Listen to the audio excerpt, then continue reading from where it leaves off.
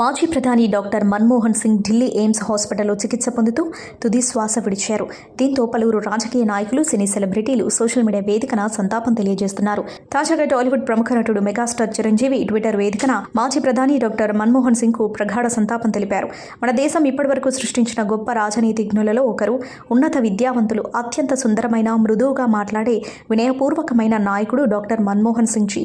ఆర్థిక మంత్రిగా అతని దార్శనికత, ఆటను మార్చే సహకారాలు, వరుసగా 2 పర్యాయాలు భారతదేశానికి 13వ ప్రధానమంత్రిగా అత్యంత విజయవంతమైన పదవీకాలం చరిత్రలో నిలిచిపోతుంది.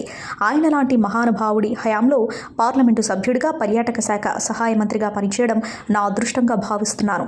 నేను అతనితో నా పరస్పర చర్యలను, అతని నుంచి నాకు లభించిన ప్రేరణ, జ్ఞానాన్ని ఎప్పటికీ ప్రేమగా గౌరవిస్తాను. ఇది మన దేశానికి తీరని నష్టం.